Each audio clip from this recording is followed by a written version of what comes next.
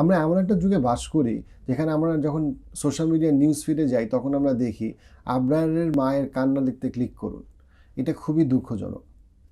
আমরা কি কখনো চিন্তা করেছি যে এই যে এত নেগেটিভ নিউজ আমরা দেখি, এই নেগেটিভ নিউজগুলোর এফেক্ট আমাদের উপরে কত খারাপ? আমাদের স্টিভেন পিঙ্কার, একজন হার্ভার্ড ইউনিভার্সিটির সাইকোলজির প্রফেসর, ওনার একটা বই নাম হচ্ছে এনলাইটেন নাও, এবং বইটার মধ্যে উনি অনেকগুলো খুবই ইন্টারেস্টিং তথ্য এবং উপাত্ত এবং কনক্লুশন এবং অবজারভেশন উনি নিয়ে এসছেন। এর মধ্যে একটা হচ্ছে, মানব ইতিহাসে খুব কম সময় ছিল যখন যুদ্ধ এত কম হতো, যেরকম যুদ্ধ এখন, যে পরিমাণ যুদ্ধ এখন হয়, কিন্তু এত বেশি পরিমাণে মানুষ যুদ্ধের ট্রমায় নিজেদেরকে ভিকটিম ফিল করত। উনি যেটা বলতে চেয়েছেন বইতে বারবার, সেটা হচ্ছে গিয়ে আমরা যত না বেশি অ্যাকচুয়াল অস্থিরতার মধ্যে আমাদের পৃথিবীটা আছে, তার থেকে অনেক বেশি পরিমাণে অস্থিরতা আমাদের বাসাগুলোতে আছে, বা ওই অস্থিরতার ভিডিও অনেক বেশি মানুষ দেখে। একটা ছোট এক্সাম্পলই দেই না, যখন প্রথম ওয়ার্ল্ড ওয়ার হয় অথবা সেকেন্ড ওয়ার্ল্ড ওয়ার হয়, তখন যেই দেশগুলোতে ওয়ার্ল্ড ওয়ার হচ্ছিল না সেই দেশগুলোর মানুষ আসলে কতটুকু ওয়ার্ল্ড ওয়ার সম্পর্কে জানতো? খুবই কম। ইভেন আমাদের দেশে আবরার যদি আজকের থেকে 30 বছর আগে মারা যেত, অবশ্যই আবরারের ঘটনাটা অসম্ভব নির্মম এবং দুঃখজনক, কিন্তু 30 বছর আগে হলে কতজন মানুষ এটাতে, যে পরিমাণে ডিপ্রেশন অথবা যে পরিমাণে বিষণ্ণতা বা অস্থিরতা ছড়িয়ে গেছে এই একটা মৃত্যুর কারণে, তার কতটুকু ছড়াতো যদি 30 বছর আগে হতো, সোশ্যাল মিডিয়া না থাকতো? অবশ্যই সোশ্যাল মিডিয়া একটা ব্লেসিং। সোশ্যাল মিডিয়ার মাধ্যমে আমরা এখন অনেক পাওয়ারফুল, অনেক তথ্য উপাত্ত আমাদের একেবারে সামনে চলে আসছে, অনেক কিছুই শেখা পড়া আমাদের জন্য অনেক সহজ।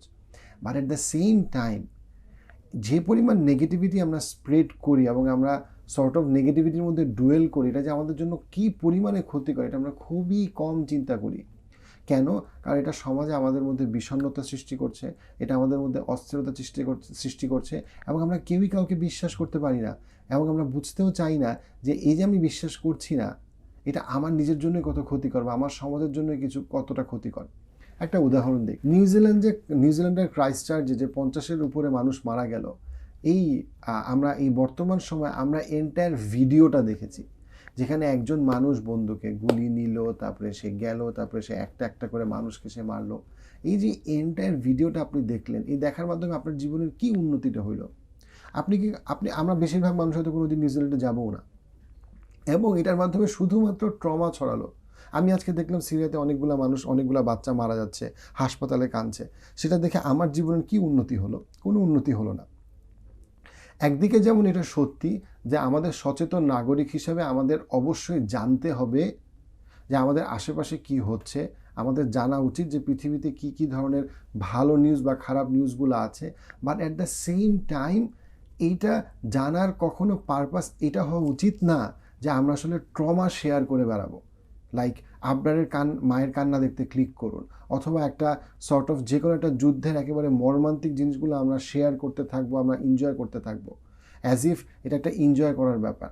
কারণ এই জিনিসগুলো আমাদেরকে অসম্ভব রকম ডিসেন্সিটাইজ করে দেয়, এবং আমাদের মধ্যে প্রচুর পরিমাণে অস্থিরতা, বিষণ্ণতা, জীবনের প্রতি অনীহা এবং কাজের প্রতি অনীহা তৈরি করে, যে অনীহার কারণে আমরাই ভোগ করি।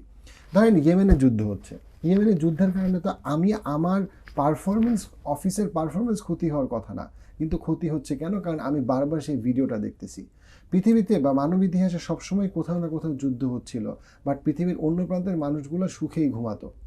আমাদের যেমন সচেতন হওয়া দরকার, অ্যাট দ্য সেম টাইম আমাদের নেগেটিভ নিউজের ট্রমা থেকে দূরে থাকা দরকার। এখানে একটা বিষয় বলে রাখা খুবই ইম্পর্টেন্ট। অনেক সময় আমরা কাজ করতে গিয়ে দেখি ক্যান্সার পেশেন্টদের সাথে, পার্টিকুলারলি ক্যান্সার পেশেন্টের যত না মানসিক সমস্যা হয় বা যত না বেশি সে মানসিক ট্রমার মধ্যে থাকে, অনেক সময় তার কেয়ার গিভার আরও বেশি ট্রমার মধ্যে থাকে। অনেক সময় যেই মানুষটা আগুনে পুড়ে আহত হয়েছে, সে যত না বেশি ট্রমাটাইজড হয়, তার আশেপাশের মানুষগুলা অনেক বেশি ট্রমাটাইজড হয় অনেক ক্ষেত্রে। So trauma spreads like fire. So আমরা ট্রমা স্প্রেড না করি।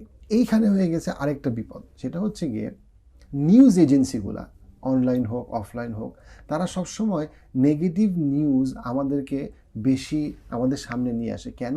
কারণ নেগেটিভ নিউজ আমরা অনেক বেশি শেয়ার করি, নেগেটিভ নিউজে আমরা অনেক বেশি স্টিমুলেটেড হই।